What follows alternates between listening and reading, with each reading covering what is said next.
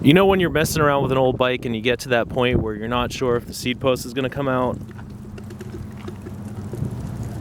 And you twist it and it budges and you think, that's it, man. The battle's over. I just gotta wrench at it for a while and it'll come out. Well, that's what I thought on this GT BORREGO, which is apparently some kind of rare bike.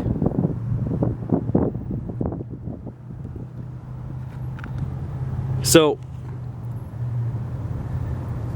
it had a seat on it. I loosened this up, moved the seat. Oh, this budged just a little bit. And that was it.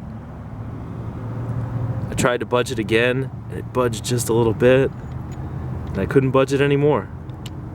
And I tried and tried and tried and tried and tried.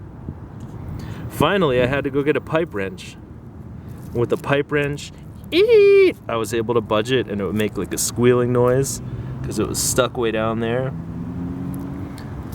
And every time I budged it with the pipe wrench, I would try and pull it up.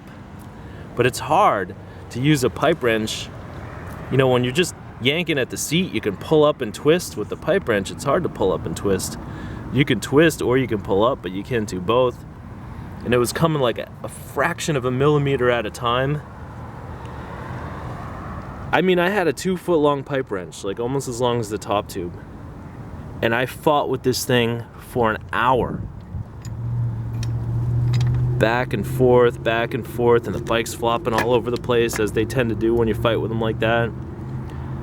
Finally, I took the wheels off the bike, brought the bike down to my basement, and put this in the bench vise, and then I'm yanking the frame back and forth, and after what seemed like an eternity, this post finally came out. Look at that.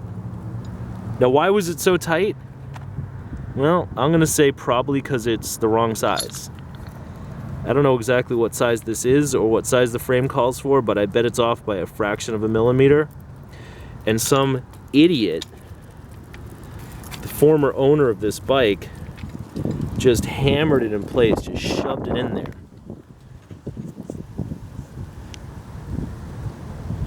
Because there's no other way. I mean, aluminum and steel, they stick together, but they weren't bonded, they weren't fused. It was just wedged. It was friction. Unless maybe the seat post expanded or the frame contracted, but how could that happen? So some dummy shoved this seat post in.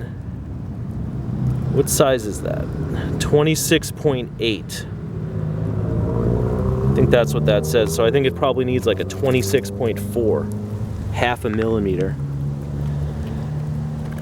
Now, I was hoping to sell this bike. I bought this thing from a friend years ago for like 20 bucks, and he told me it had a problem with the bottom bracket, but I was able to tighten that up. It's like a cartridge bottom bracket, but it's pretty much worn out, but I was able to tighten it up. He didn't have the tools to do that, but you know, I pulled it apart, greased up the threads, went back together okay. But I don't think he knew, or at least he didn't mention this ridiculous seat post. So now I got the seat post out, but what do? Nobody's buying this bike like this unless I put it on eBay. And what am I gonna get for it on eBay? So I'm gonna have to find a seat post, and of course I did not have one in my little stash. So from top to bottom, you got, I think, what's all the factory Suntour crap on here. I got no problem with Suntour, I just said crap instead of stuff. This GT stem, which is pretty cool looking. I don't know exactly how it works, but it's got like a bolt in the side. Some Onza brush guards, a lot of stickers. I kind of like the stickers, you know? The seat post had a bunch of stickers on it too. I don't know why. Old school GT, Suntour, Wellgo pedals, Tom Araya TM18 rims, beautiful little GT logo at the end of the fork, Suntour. So I think this bike is basically stock, and based on what I've seen online, the seat post looks like it's stock too.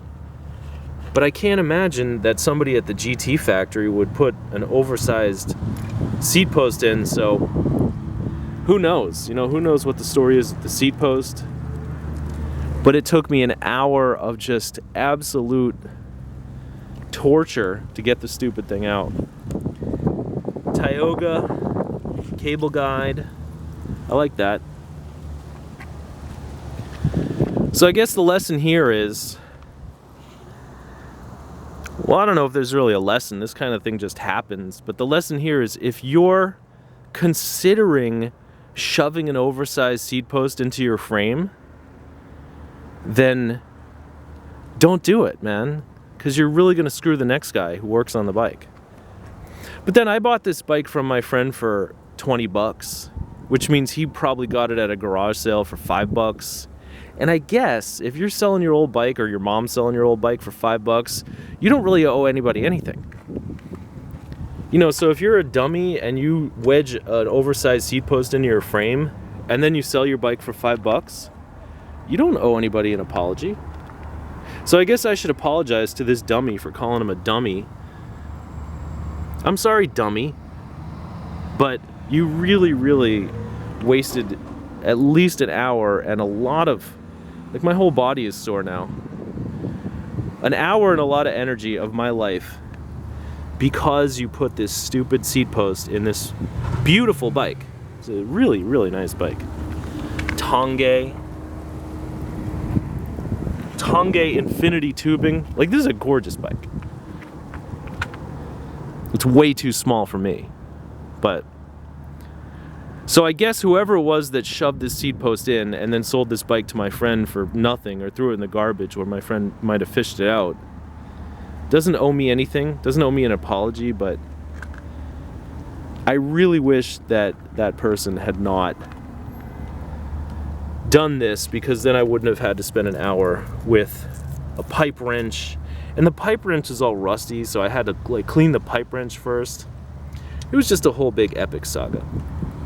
So please, I implore you, get the right size seat post for your bike, or else you too will be a dummy, and I'll be making fun of you on YouTube sometime in the near future. Other than that, I guess all things considered, I'm glad to own this GT. Don't really know what its resale potential is or what I'll do with it, but it's a gorgeous little bike on a gorgeous day in the city of Newburgh. And that's that. Thanks for watching.